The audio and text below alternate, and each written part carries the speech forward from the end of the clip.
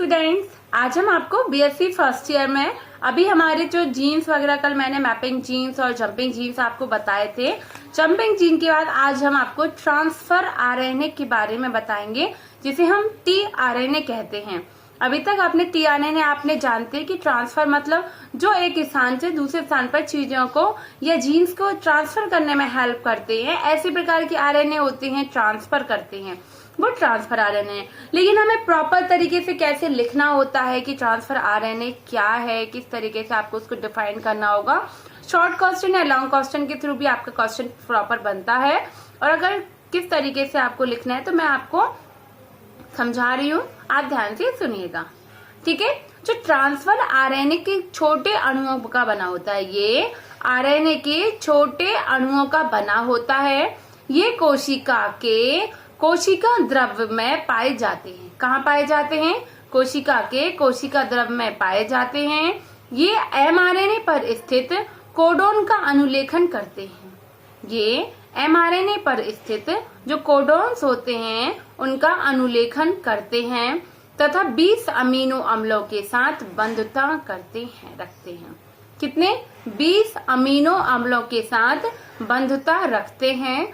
TRNA amino अम्लों से जुड़ जाते हैं तथा उन्हें प्रोटीन संश्लेषण करने वाले स्थान तक पहुंचा देते हैं। अर्थात ये विभिन्न प्रकार के अमीनो अम्लों को राइबोसोम पर स्थित एमआरएनए तक ले जाते हैं। इनका भार कोशिका में पाए जाने वाले आरएनए के कुल भार का 10 से 15% तक होता है। इनका कुल भार कितना होता है? कोशिका में पाए जाने वाले आरएनए के कुल भार का 10 से 15% तक इसका भार होता है। टीआरएनए एडेप्टर आरएनए भी कहलाता है। कौन सा आरएनए? एडेप्टर आरएनए भी कहलाता है। सर्वप्रथम होगलैंड ने इसकी खोज कोशिका द्रव में की थी। कौन से साइंटिस्ट ने? होगलैंड ने, ठीक है। इसकी स्ट्रक्चर कैसी होती है? तो कोशिका द्रव में लगभग 20 प्रकार के विभिन्न टीआरएनए अणु पाए जाते हैं। कितने? 20 टाइप्स टीआरएनए अणु पाए जाते हैं जो आकार तथा लक्षणों में लगभग समान होते हैं। जो आकार एवं लक्षणों में कैसे होते हैं? समान होते हैं, ठीक है। किंतु इनमें कुछ अंतर भी होते हैं। कुछ अंतर भी होते हैं। टीआरएनए न्यूक्लिक अम्ल के सबसे छोटे अणु होते हैं। टीआरएनए जो न्यूक्लिक अम्ल है उसके सबसे छोटे अणु होते हैं।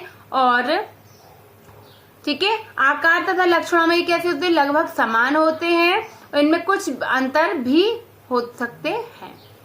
टीआरएनए न्यूक्लिक अम्ल में सबसे छोटे अणु होते हैं। 70 से 85 या 80 मान के चलिए, 75 से 80 न्यूक्लियोटाइड से मिलकर टीआरएनए का एक अणु बनता है। टीआरएनए का एक अणु कितने? 75 से 80 न्यूक्लियोटाइड से मिलकर टीआरएनए का एक अणु बनता है। इसका अणुभार कितना होता है? इसका अणुभार 25,000 डाल्टन होता है तथा प्रत्येक अणु एक पॉलीपेप्टाइड श्रृंखला द्वारा निर्मित होता है। यह मध्य में जुड़ा हुआ नहीं होता है तथा इसकी दोनों भुजाएं एक दूसरे के ऊपर कुंडलित, क्योंकि आप जानते हैं आरएनए है तो ये दोनों भुजाएं एक दूसरे के ऊपर क्या है? कुंडलित होती हैं तथा इसकी दोनों भुजाएं एक दूसरे पर कुंडलित होती हैं। टीआरएनए के पॉलीपेप्टाइड श्रृंखला के दोनों सिरे समान संरचना वाले होते हैं। दोनों सिरे कैसे हैं? समान संरचना वाले होते हैं। श्रृंखला के 3 सिरे मतलब 3' सिरा जो होता है ना, ऐसे 3 सिरे से अमीनो अम्ल जुड़ जाते हैं। CCA अमीनो अम्ल, देखिए क्या बोला? C मतलब साइटोसिन, एडोनिन, ठीक है। बेस तथा साइट्रिडाइलिक एसिड तथा एडेनाइलिक एसिड क्रम में तथा S सिरा G एसिड में समाप्त होता है। टीआरएनए एक टीआरएनए अणु की श्रृंखला जहां घूम जाती है, जब उनको हम सर्पिलाकार में जोड़ते हैं और इन पेश क्षारों को पेयर बनाते हैं तब ये श्रृंखला घूम जाती है। वहां नाइट्रोजनी क्षारों का निश्चित क्रम होता है, नाइट्रोजनी क्षारों का निश्चित क्रम होता है तथा यह एंटीकोडोन का निर्माण करती हैं जो एमआरएनए को कोडोन का चयन करता है। ठीक है, एमआरएनए के कोडोन का ये चयन करता है। क्लियर। अब लीफ मॉडल क्या दिया हुआ है? टीआरएनए ट्रांसफर आरएनए का क्लोवर लीफ मॉडल। आपसे क्लोवर लीफ मॉडल के नाम से भी शॉर्ट क्वेश्चन आता है, तो आप क्लोवर लीफ मॉडल के बारे में सुनिए कि ये क्या है। ठीक है, इसका अध्ययन ईस्ट के एक टीआरएनए में रॉबर्ट होली द्वारा किया गया। किसके माध्यम से? रॉबर्ट होली द्वारा किया गया। उन्होंने इसके सभी न्यूक्लियोटाइड्स के अनुक्रमों का पता लगाया, जिसके आधार पर रॉबर्ट होली ने टीआरएनए का क्लोवर लीफ मॉडल प्रस्तुत किया। इसमें 4 भुजाएं होती है। कितनी? 4। इस मॉडल में 4 भुजाएं होती हैं, जिसकी एक भुजा एंटीकोडोन वाली होती है। क्लोवर लीफ मॉडल में न्यूक्लियोटाइड्स की संख्या 87 होती है। कितनी? 87 होती है। इनमें से 36 से 37 न्यूक्लियोटाइड सामान्य क्षार वाले होते हैं। टीआरएनए अणु के 4 स्थल निम्न प्रकार हैं। 4 साइट्स कौन कौन सी हैं? निम्न प्रकार है, जो मैं अभी आपको दिखा दूंगी। पहले आप नाम नंबर नोट कीजिए। फर्स्ट पॉइंट, एमिनो अम्ल attachment site, amino acid attachment site. ठीक है। दूसरी लिखिए अभिज्ञान स्थल, जिसे हम कहते हैं recognization site, recognization site.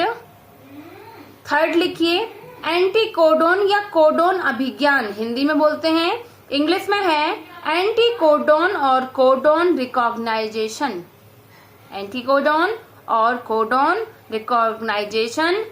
Fourth है राइबोसोम रिकॉग्नाइजेशन साइट। ठीक है, चारों साइट्स लिख ली हैं। यह टीआरएनए श्रृंखला के टी डैश पर स्थित होती है और इसमें राइबोसोम्स अणु का OH समूह जुड़ने के लिए स्वतंत्र होता है। ठीक है, समझ में आ रहा है आपको? टीआरएनए श्रृंखला के टी डैश रे पर स्थित होती है और इसमें राइबोसोम अणु का OH समूह जुड़ने के लिए स्वतंत्र होता है। अभी मैं आपको डायग्राम भी दिखाऊंगी, ये मत समझिए कि डायग्राम नहीं है, इसके डायग्राम के अकॉर्डिंग बता दूंगी। एटीपी की उपस्थिति में यह OH समूह किसी विशेष अमीनो अम्ल से जुड़ जाता है और अमीनो एसाइल का निर्माण करता है। सभी टीआरएनए में पाए जाते हैं। ठीक है, अभिज्ञान साइट क्या है? सेकेंड जो पॉइंट हमने आपको डलवाया था, यह स्थल, यह साइट में एक विशेष क्षार का अनुक्रम होता है जो टीआरएनए अणु से उपयुक्त अमीनो अम्ल के जुड़ने का निर्देशन देता है। एंटीकोडोन या कोडोन अभिज्ञान, इस प्रकार में 3 अयुग्मित क्षार होते हैं, 3 अयुग्मित क्षार होते हैं जिनके अनुक्रम एमआरएनए के कोडोन का पूरक होता है। इसी स्थल द्वारा एमआरएनए के विशेष कोडोन के साथ टीआरएनए का युग्मन होता है।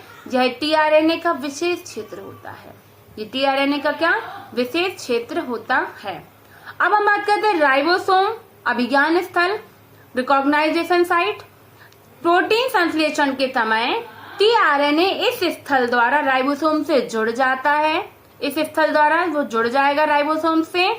टीआरएनए के सामान्य क्षारकों जैसे साइटोसिन, ग्वानिन, एडेनिन, यूरेसिल के अलावा असामान्य क्षार जैसे स्यूडो यूरिडीन, आइसोसोसेनिक अम्ल, मिथाइल ग्वानिन, मिथाइल अमीनोप्यूरिन आदि भी उपस्थित होते हैं, जो केवल टीआरएनए के खुले लूप में इंट्रामोलिकुलर तथा युग्मन को रोकते हैं। ये क्या करते हैं? रोकने का काम करते हैं केवल। किंतु टीआरएनए तथा एमआरएनए के साथ युग्मन में कोई हानि नहीं होती है, युग्मन बनाने में कोई प्रॉब्लम नहीं है।